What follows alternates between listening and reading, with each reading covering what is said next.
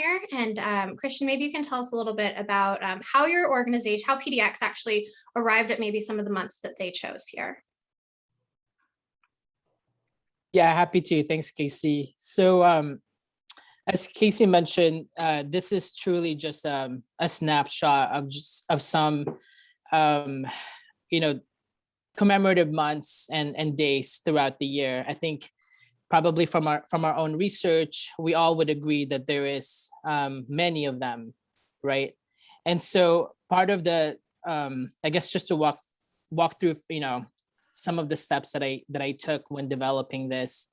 One of the sort of criteria that I had was, any federally recognized months, there's alignment there. Is this a month? Is this a time that federally it's recognized? So there's a little bit of level of prominence and significance. And then, truly understanding, I think, our audience. So for PDX, having an understanding of our members who are attending our events, who are, where are they coming from? What cultural backgrounds do they bring into the organization? And so, as a result of really just that little research, and I don't want to underestimate the research because that's critical, but truly taking the time to do a bit of that is, this is the result of that research. The one thing that I also want to reiterate is when this calendar was presented to our team, this is not, it was very intentional that this was not handed over to the comms team alone or the comms committee alone. It was intentional that this was presented at the beginning of the year so that all committees are really given a tool like this to inform decisions that they make in their respective committees. So for example, for programming, the goal is that this calendar serves, and I recognize that I'm likely jumping ahead, that this serves as a conversation starter when programming is making decisions around what events, what activities to host throughout the year.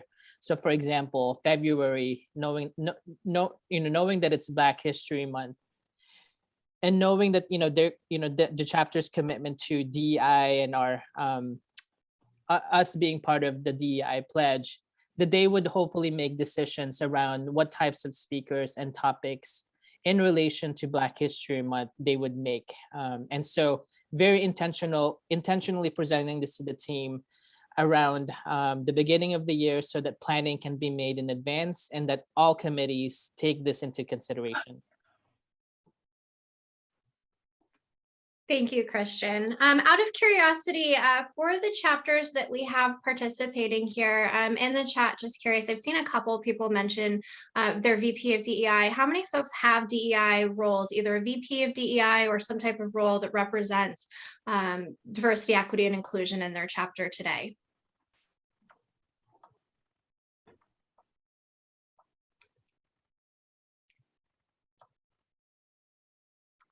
Terrific. I see 2 so far. I've got a thumbs up as well. Toronto does. I think this, to me, is a significant change that we've seen over the last few years too, is having these roles that are focused on making sure that diversity, equity, and inclusion is integrated into chapter operations. The other thing that I think is important to explore is how DEI is participating cross-functionally with other chapter branches today, like Christian was mentioning, communications and programming, and making sure that that work does not just sit or is just handed off to the DEI lead and the DEI team to carry through the rest of the chapter year. I'm not sure if others have kind of thoughts on where DEI roles are working cross-functionally with their chapter teams today. What other cross-functional ideas have you started to consider implementing where DEI is working in tandem to really infuse this into your chapters?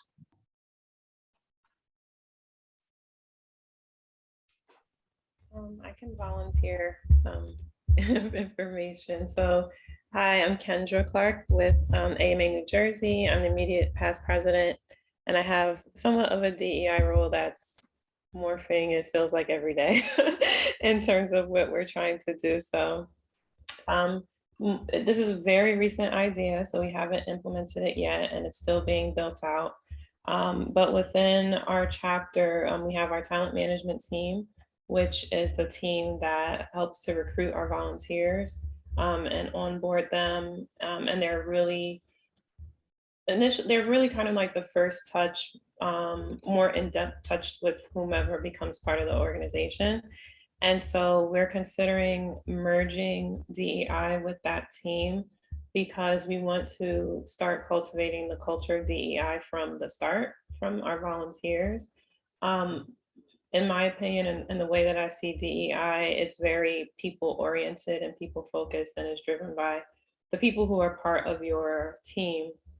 And so if we can, instill our principles and values about DEI from the start and let them, any volunteer who joins, know about it as they go to the different teams, we hope that it becomes it feels more of a responsibility for everyone rather than just one particular person on the team.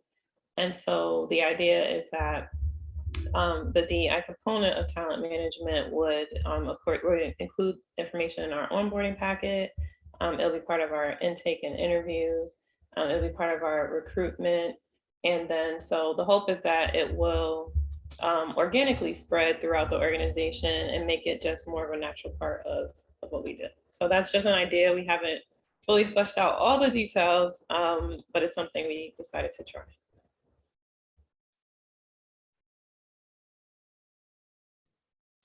I can share a very narrow example. So at AMA New York, I'm Karen McFarlane. I'm co-chair of the PCC DEI committee, and I'm immediate past president of AMA New York. I think I also have the DEI role as well. So at AMA New York. But one of our biggest events is the Marketing Hall of Fame. It's like our signature event, and about 300 people attend every year. Obviously, COVID changed a few things. But we recognize that it wasn't as diverse in terms of the people who we inducted into the Marketing Hall of Fame.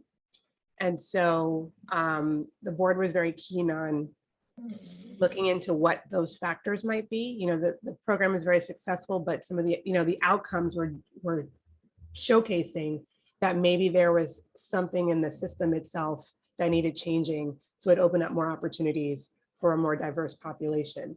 And so we went through like a rigorous review of what the process was. There's many steps in that process. So not all steps were changed, but some things that were changed were,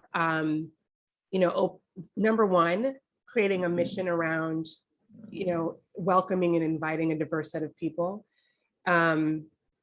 Also reaching out, we have an academy that helps vote on these people, trying to make sure that we did more outreach to different groups to diversify that academy, since they're the people who are going to be voting on it.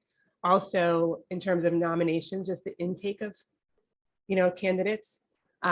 Again, putting that statement out to let people know that they are welcome, right? To be nominated, to nominate themselves or to nominate others, because when you look at the past nominees, you might not feel like you're being included.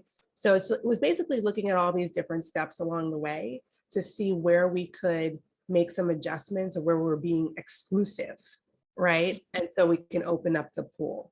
Time will, and there's also another judging panel, like it goes from an academy judging down to a smaller judging panel, adding some more diverse voices onto that judging panel. And then ultimately we will see if those tweaks deliver a different outcome. And if it doesn't, then we're going to have to go back again and see where else we need to make some changes. So that's a very specific example, but it wasn't easy. It took a lot of work, took a lot of discussion. And also, we also changed, we added to the criteria, right? Which would exemplify what we meant by diversity, equity, inclusion. Like the people that were inducted had to also live that as well. So there's so many pieces that I can't even go through all of them, but it was really being intentional, looking at all those different pieces. Where can we make some improvements and some tweaks? Let's try this. Let's look at the outcome. And then if it's not really what we want, then we need to circle back and do it all over again. Mhm. I like that. I think intentionality, acting with intention, ties back to these commemorative months as well. Making sure that as chapters are looking at recognizing commemorative months, that we are being intentional. First, taking a look at the broader community. Who is what are the different community groups that we have represented in our community, and building out the commemorative months that you're celebrating and acknowledging, to really make sure that you're honoring those communities too. Out of curiosity, I would love to see comments in the chat or have folks unmute. What commemorative months are your chapters planning on acknowledging this year? Has anyone started that planning process yet?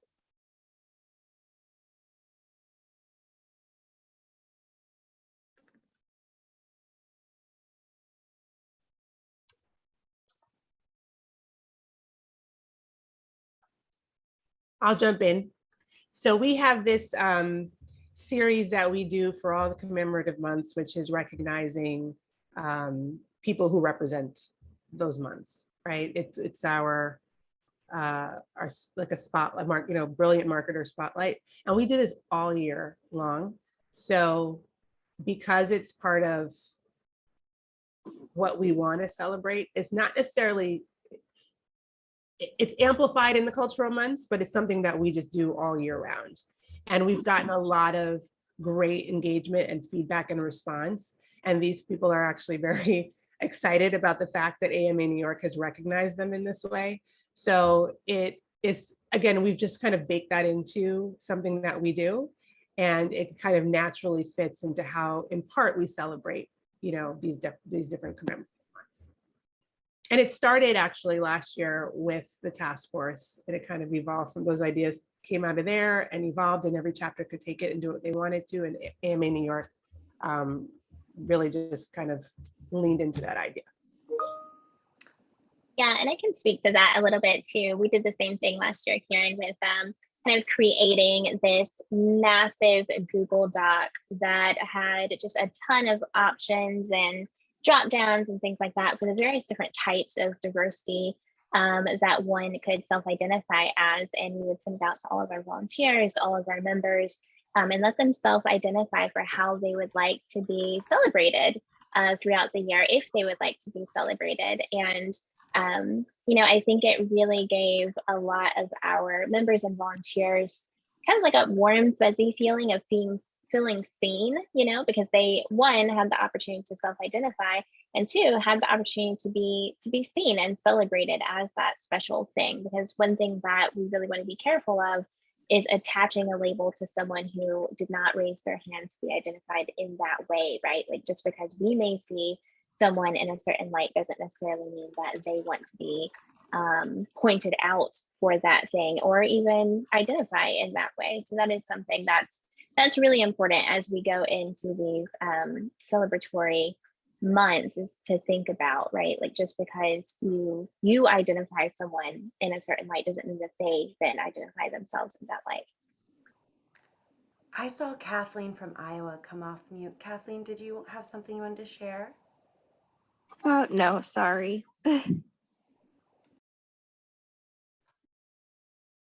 I think this is a great conversation.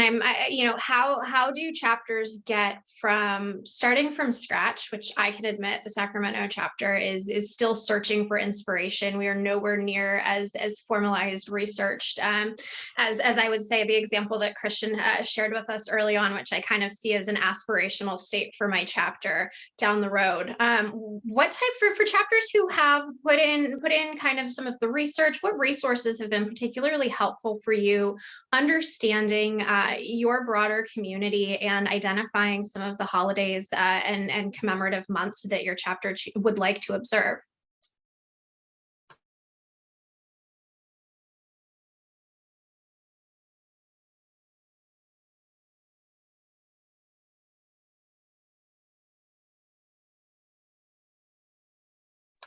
Misty, I know you had mentioned, I think you had kind of surveyed your community. Was there dialogue for the Triangle chapter? What happened after that?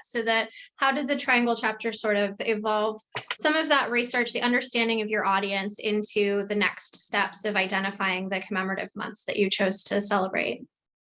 Yeah, so we had, we kind of started last year with baby steps, right? Because we were just starting off our DEI initiatives and really trying to figure out how are we going to make this fit into all of our committees, not just the DEI committee, not just the comms committee.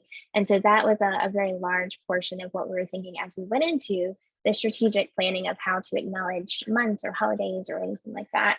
And I think we did a lot of things, but it really started with identifying the need and identifying who we had in our audience. And so one of the things that we did last January for MLK Day was we went into the community. We were partnering with an organization called Communities in Schools.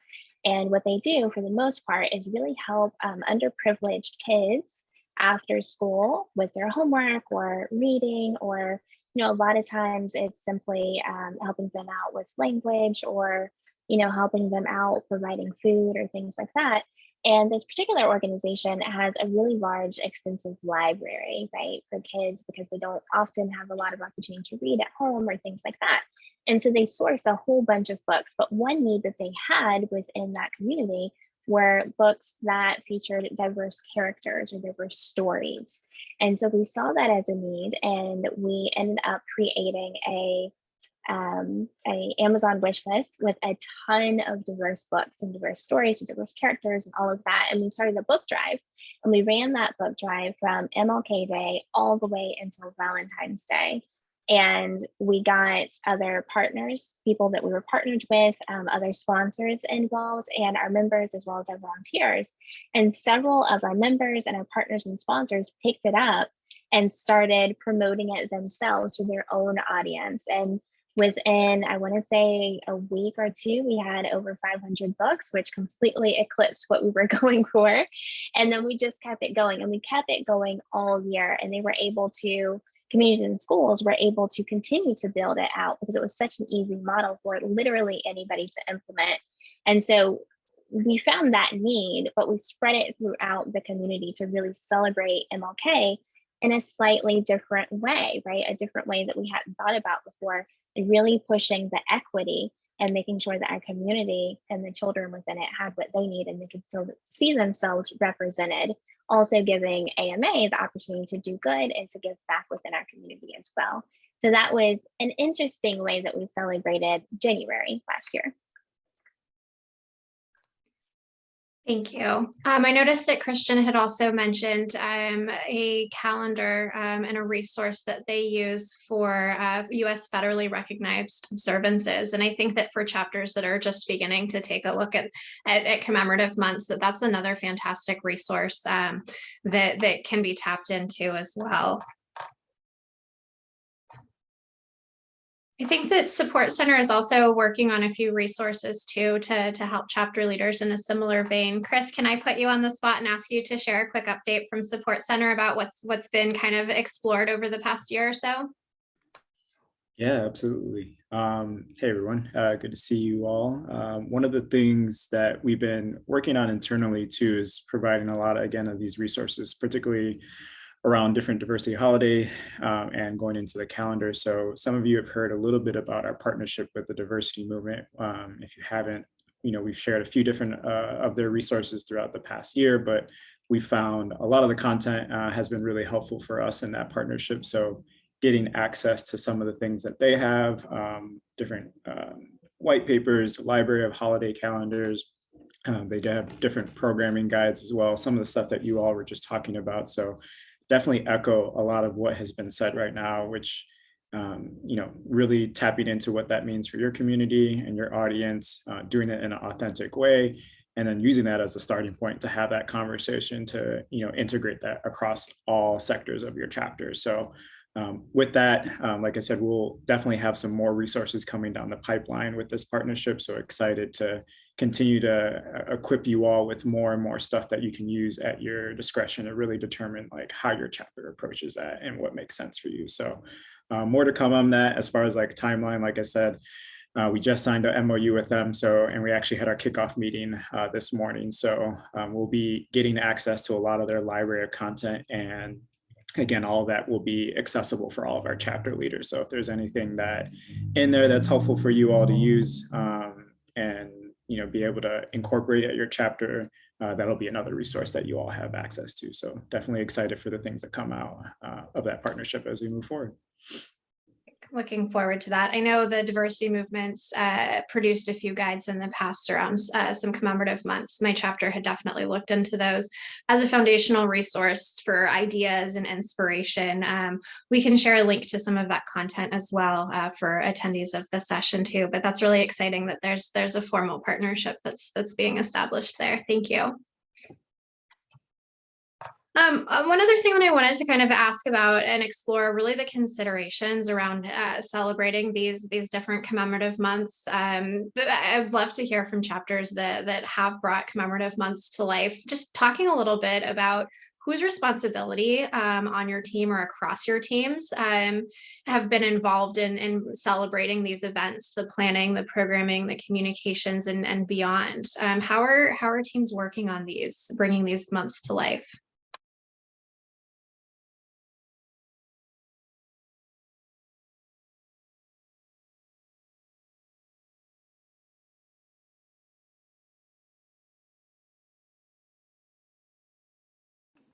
Are people even working on it?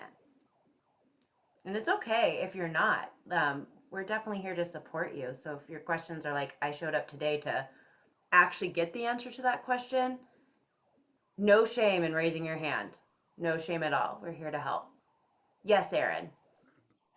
I'll ask a question. I'm curious about everybody's experience and sort of perspective on, let's say that a chapter hasn't quite reached its diversity goals, still working on building that kind of culture. How can a chapter like that in that situation commemorate these months without coming across as performative?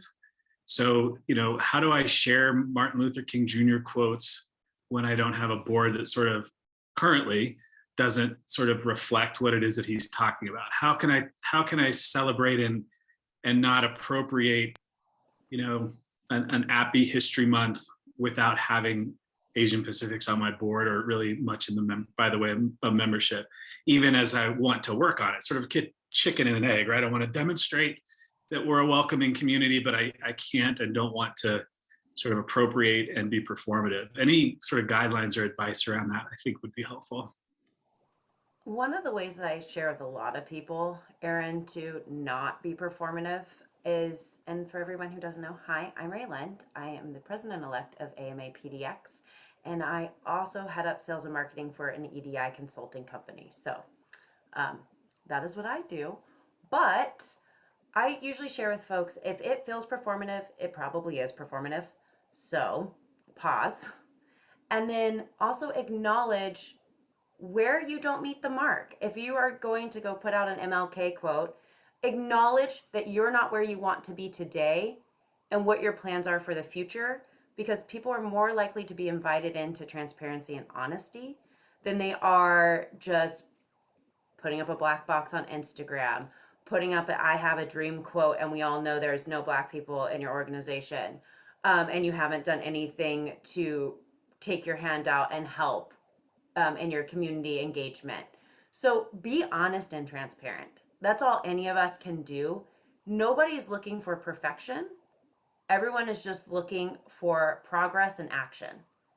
And one of the best quotes I heard last year that somebody said in an event that was for one of the commemorative months was, white people want progress, brown people want action. So your silence tells us a lot more than nothing, but when you do an action that's performative, it's more progress on one end, where the rest of us are like, could you just show it? So if you're transparent and honest from the jump of saying, hey, we're not where we want to be, these are the ideas that we have coming forward, would love to hear your thoughts, you're more likely inviting open dialogue than just saying, hey, I did it, check the box. I hope that helped. That's great, Ray. And I want to add to that, you have to start somewhere. Like if this is truly something that you want to do, like don't be afraid to start somewhere. It just has to come from a genuine place. Like if this is, and it has to be decided from everyone in leadership, right? If you're sitting on your board and you're thinking, oh, I personally really want to do this, talk to the board about it and get buy-in from everybody about doing it. That way you can decide what things are appropriate for your chapter to celebrate, what things might you want to hold off on until next year or something like that. Just be genuine and don't be afraid to take the first step. And if you really truly are scared and you want to have it just right, ask somebody, right?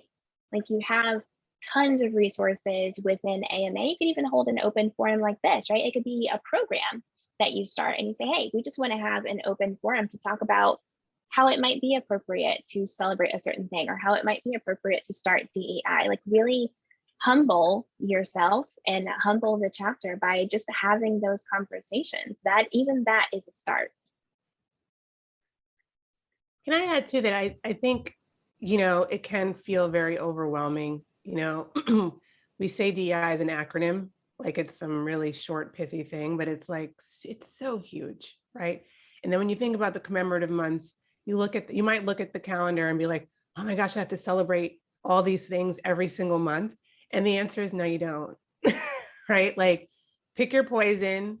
It's better to just do one thing really well and grow from there instead of trying to do every single thing, because it is hard. Even the spotlight program that I talked about, one of the reasons why the discipline is just doing it almost every month, right, throughout the year is just to create that muscle. But, and also not to be performative, right? Like brilliant marketers don't just show up in commemorative months, they're here year round, but it takes a lot of intention and, activity to pull that off. Misty talked about doing the proper research. You still got to research it and all this good stuff. So that's one program. So don't feel like you need to celebrate every single month, every single year, because that's going to be tough. You probably don't have the personnel to do that, but figure out where your chapter can fit in really nicely. Do it really, really, really well. Listen, I didn't do anything for MLK Day for the chapter. Right. One, I was behind, but two, I just didn't want it. I'm against MLK quotes for a lot of reasons because everybody does that. And I just honestly didn't have the bandwidth to think of this by myself, and I didn't add the proper lead time. So to me, it was just better to do nothing than to slap something up just for the sake of doing something. Right. So, and I'm okay with that. Right. So just breathe when you see all that stuff and just know that treat it like you do other marketing things. You make really strategic choices about what you need to focus on, how you're going to tackle that audience. Know that it's important to incorporate that, but just fold it into your natural business as usual in some sort of way with a lot of intention around it.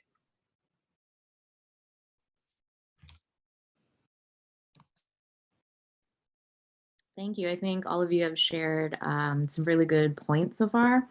So the two things, the MLK posts made me think of, so at work, we didn't post anything. And, part of that is, again, didn't want to seem performative. And then the feed was mostly, pictures, but it's black and white, like the classic black and white photos. But when you think about it in the timeline, it wasn't that long ago.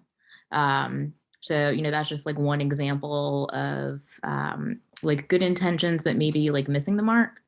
And then the other point, I have a question for the non-triangle chapters.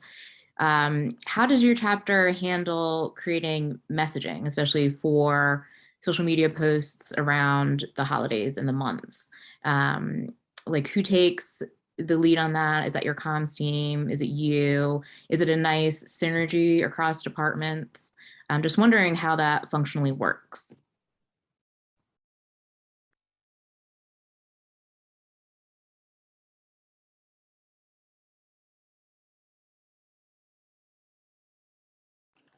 Nicole, I'm sorry, I heard so much there. Is your question, how do you go about writing copy for social media or beginning content to build for these types of things? I was just wondering more operationally how it sits with your chapter. Is it the DEI team? So this is coming from more of our chapter has had some internal challenges with comms. And so basically creating plans and working on this, it doesn't ever get executed. And again, especially with like what some of us have seen with example MLK posts, you don't want to be left out of the conversation or just have, comms post the black and white picture with a quote because maybe they're not, taking the time to understand everything, but felt like the pressure to add to the feed because they see so many other organizations doing. So really it's more structurally and operationally how the team works. So I was just curious like how that is with other chapters. We might not be the best example at PDX because we're very cross collaborative. So like Christian, butt in if I'm wrong, but like Christian would have an idea, he might write something, I might have an idea, I'm not in comms, I might write something, and then we have a ticket system and they post it, but somebody in comms is also welcome to do so, and we bounce off of each other and say, how does this look? Until we're like, green light. But I understand that many don't operate as cross-functionally. Christian? I'll quickly jump in, Nicole, to take on that question for PDX. Over the past year, at least, one other way that we, also to kind of circle back to a question from Casey earlier, one other way that we've implemented the calendar and really integrated it into committees at PDX is, for me, the easy part is to post something, but the harder part is, to write, the story. What is the meaning of this month? What is the meaning of this event? Why should, and then, even taking that to another level, why should marketers care? Why, adding that marketing lens. And so one way that we've done that this past year is we develop blog posts for almost every commemorative month or observance. And to answer your question, a lot of that really, I think, comes down to the subject expert. And so I authored most of those pieces over the past year, and then vetted that with leadership, and then funneling the final piece down to comms to get those posts posted, across our website, and then certainly social media as well as our email newsletter. So at least for PDX, I think there's a dependence on sort of the subject expert.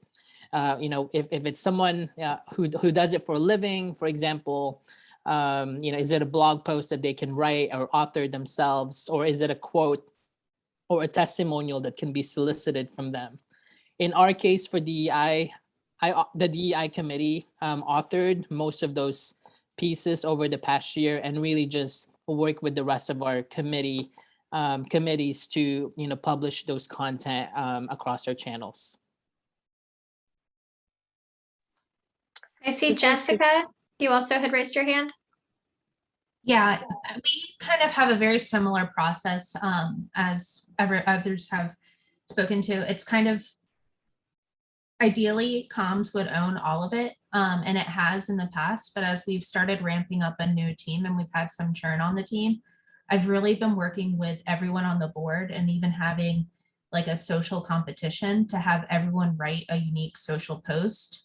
Serves two purposes. One, it's quick, easy content that we can publish out, but two, it's also a great way to show that it's not that difficult and that it's a team effort, that everyone can feel empowered.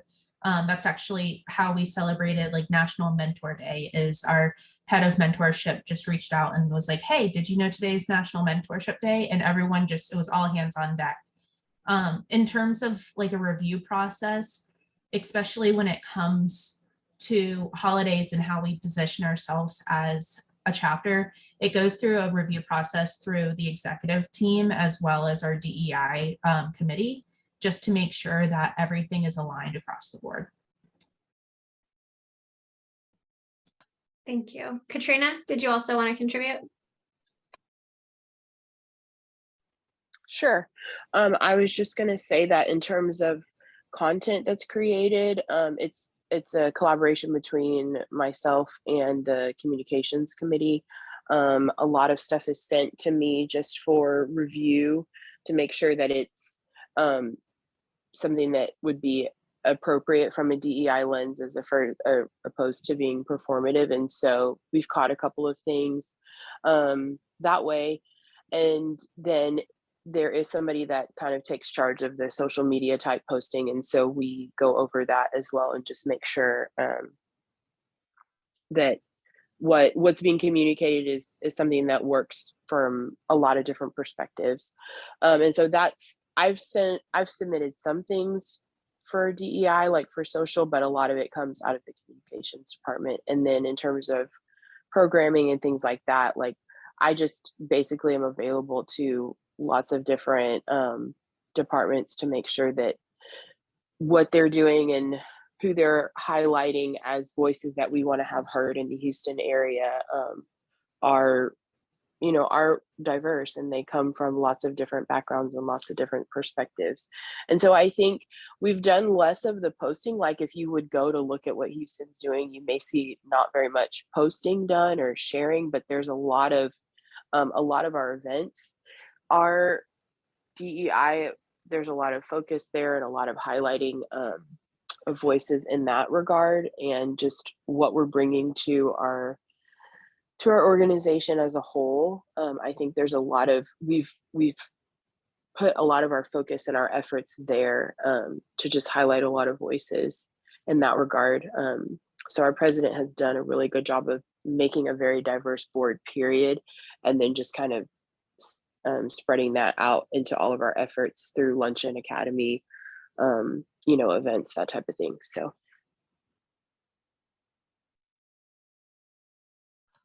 Thank you. I wanted to open this up to other chapter leaders. What other questions do you have? What are some of the barriers to getting started or bringing to life commemorative events and commemorative months? Casey, if I may, I wanted to jump back in and take on Aaron's question, which I really appreciate, because I think this work truly has to come from a place of authenticity. I think the one sort of just point of view that I also wanted to offer was I think it starts with just have a conversation with your team. It starts with the conversation of what does the DEI journey look like for us in our team? What does this work mean to us? And I'd love to weave in the DEI pledge as a starting point for chapters. When looking at this pledge, our chapters have spent the past couple of years talking about this pledge, right? When looking at this pledge, what does this work mean? What do these words mean to our chapter? How would this impact the committees that we have, and the members that we want, that we've historically not invited into the organization? I think it needs to start with that conversation before you start developing creative or messaging around observances, because if you haven't taken the time to have that authentic and honest and raw conversation about why this work matters to begin with, then I think there's opportunity to start there first. It's fun and easy to be creative and develop the materials, right, as marketers. But I think you gotta have those tough and rough conversations first and foremost. And I'd like to invite fellow chapter leaders to start that with the DEI pledge. Like, what does that work mean to us? If you haven't signed the pledge, what's preventing you from signing that pledge? If you've signed the pledge, where are you in implementing those bullets that we have outlined in the pledge? What's preventing you from advancing or progressing those? Really starting with those conversations. For PDX, that's really where we started. And so even prior to the creation of the pledge, our chapter was already having DEI conversations. until this work was formalized. My role was created. And then I'm happy to say, this year, this role expanded to now 2 additional members of our team. I actually want to call out Catherine, who's on the call. She's a member of our DEI team now at PDX. It went from having 1 person last year to now there's 3 of us running a DEI committee in PDX. And I think that's a testament to where our chapter wants to go. The work is just beginning. We barely scratched the surface. There's so much, there's so much more that we can do. And so with Catherine's help and the rest of our chapter's help, hopefully we can get there. So I wanted to just offer that perspective, Erin. The performative, all of that, that can't, you can't start the DEI work with that. It has to start, with some internal conversations that chapter leaders need to have.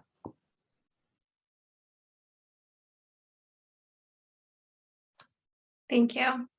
And I think as we're talking about leadership too, one of the other resources that has been built out by volunteers is an effort that Karen spearheaded last year with some conversations with CEOs. Karen, I'd love if you could share a little bit about that, and I can drop the link to the report that your team had put together. But I think that that's another fantastic resource that chapter leaders can take into consideration as they look at truly improving diversity of their teams and doing this work in meaningful and authentic ways, and really setting that foundation to build out and have those tough conversations like Christian mentioned. Thanks, Casey. Yeah, this was a huge effort, joint effort between Will Moses, Suzanne Busick, and Ashlyn Glazer Anderson as well. And we interviewed 25 CMOs March of last year, I think it was, yeah. Just about what they thought about diversity, equity, inclusion with regard to the talent pipeline. And we took all of those, insights and developed this report. And the goal of that report was really just to give any marketer, right, insight into what the challenges and the opportunities were within their own marketing ecosystem, and use it as just a primer. I mean, it's not like step by step, but just information really as to how to start thinking about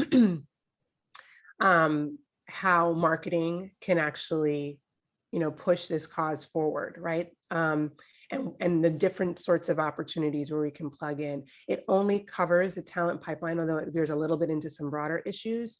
And that exercise will be duplicated again as we look at vendors and suppliers. So that group is now going to, re-engage those 25 CMOs and maybe invite a few more to just kind of go to the next layer of that. So I invite everyone to just take a look, read it. It's a little bit of a lengthy read, but there's some really great information in there. And it just really opens up your eyes as to, when you think about leadership and the stance that they need to take and how they need to push this agenda forward, but also if you're not in that CMO level, how you have the power to help with progress as well, right? It covers agencies, it covers brands, it dives into ERG groups. It's just a whole lot of different things. So I encourage you to all read that and share your feedback on that. And also it can also inform you as a chapter as to what sorts of resources you could provide for your constituents, right? Where to focus your efforts, because you know that these are their pain points and here are their opportunities.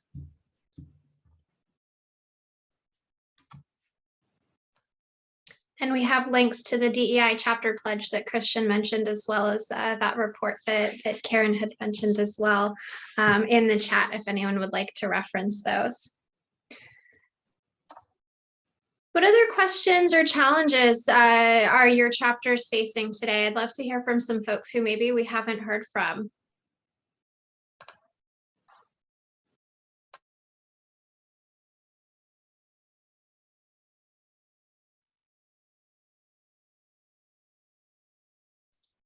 I'm curious, how are people feeling about DEI and your DEI journey, and like where are we in our DEI journeys? How comfortable are we in talking about DEI or starting that journey with our chapters?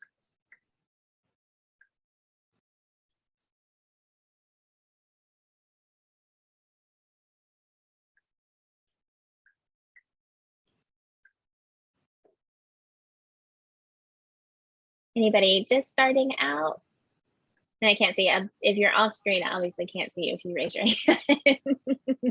I can say that in Sacramento, we are trying to build DEI into the work that we are doing, leveraging the chapter pledge as a framework. We do not have a formal VP of DEI filling that role and really championing that and keeping an eye on how that's integrated into our chapters yet, but we are actively recruiting for that next year. We had one person that had stepped up, raised their hand for this chapter year and wound up having to bow out. So it's been 2 steps forward, 1 step back for us over in Sacramento, but it is something that we are continuing to try to focus on and build in, even though we don't have the formal leadership role filled at this time. Gotcha. Yeah, and you know what? Christian said something really perfect earlier, and it all amounted to start with why. Like, why is your chapter doing it? Why do you want to do it? What does it mean to your chapter? A lot of people, when it comes to DEI, are very, very new. And even if you're not new to DEI, you know, even if you're an expert that's been in the field for 30 years, you don't know everything about DEI because you can't possibly know every experience of every person, right? So even if you're a DEI professional, you're constantly learning about DEI. So don't ever feel like, oh, you know, I can't do it because I don't know enough to do it. Everybody is constantly learning about DEI, and that is really how it should be in practicing it, right? It is a practice, which means you're constantly growing and learning in that way. So definitely something to keep in mind and not be scared to have the conversation.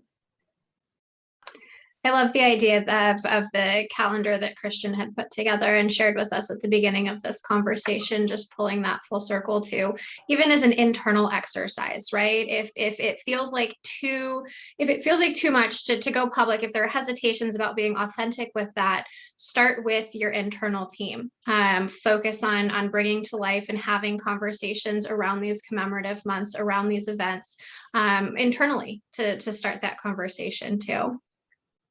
Tiffany, did I also see you unmute earlier? Yes.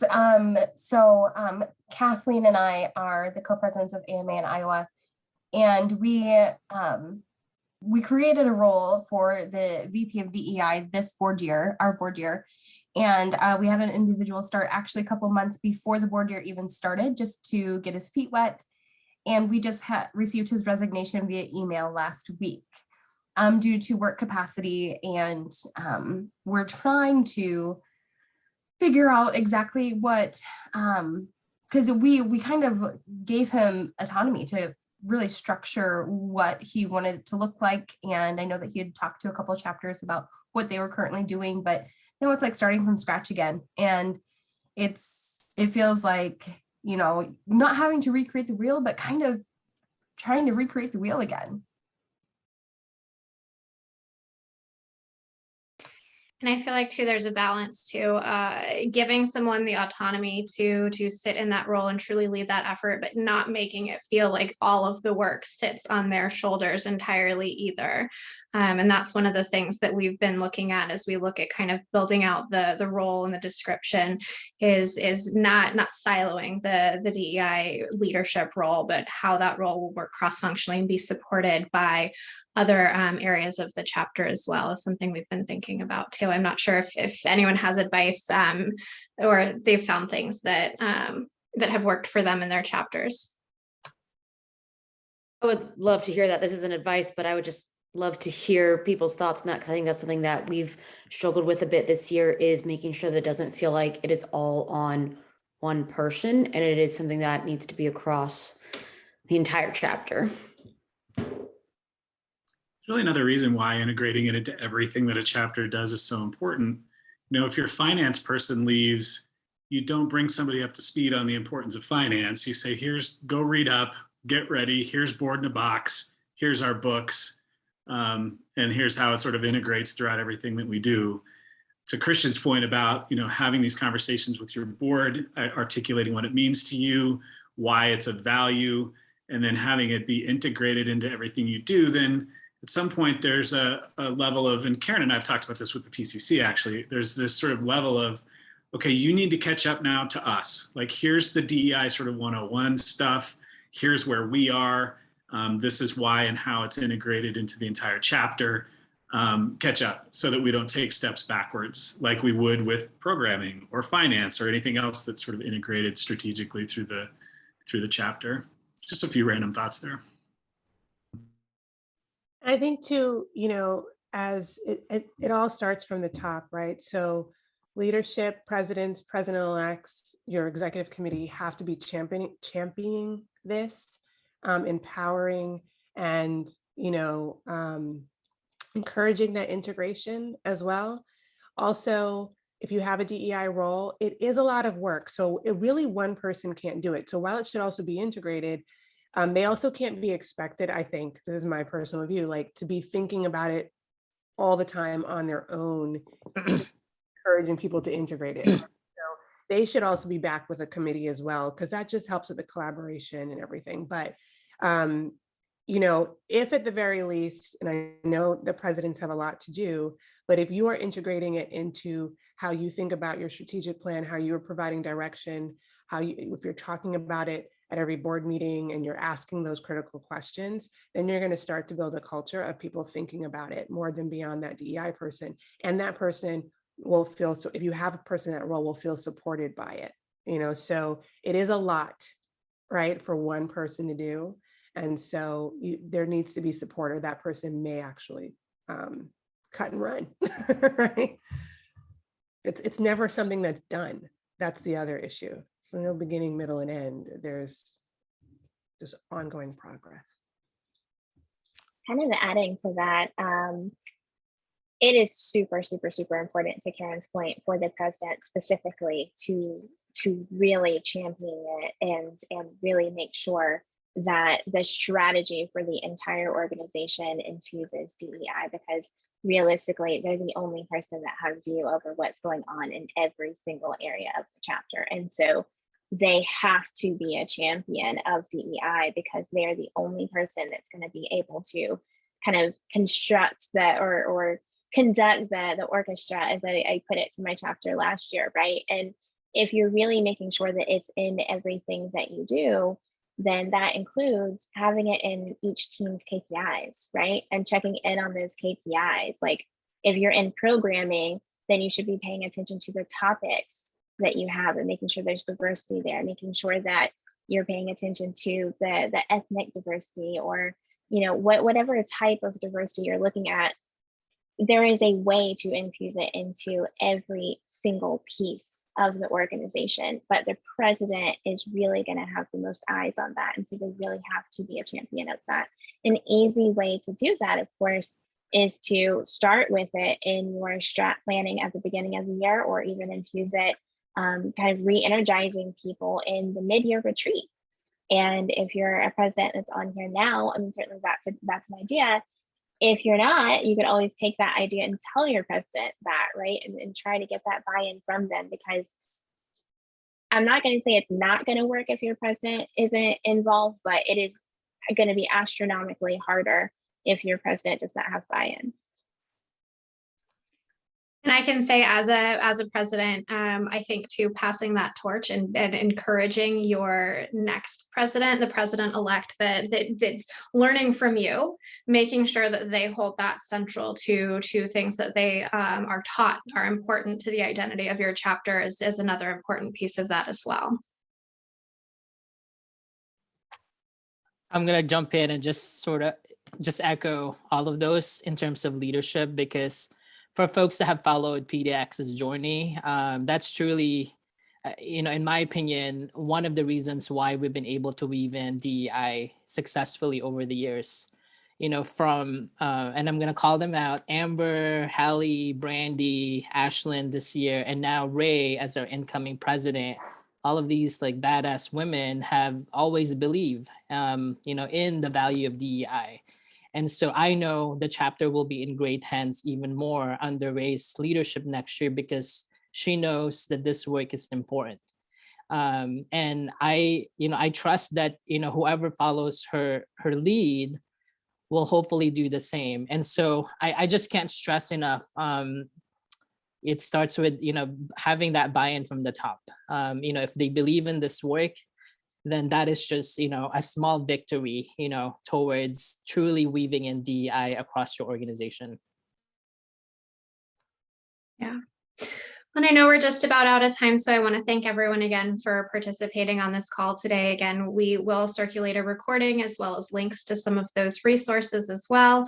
Hopefully this has been informative and you have some takeaways to take back to your chapter to continue on your respective DEI journeys. So thank you so much again to everyone who participated, asked questions, logged in just to listen. Thank you all again, and keep an eye out for future town halls so that we can continue this journey together. Take care, everyone. Bye.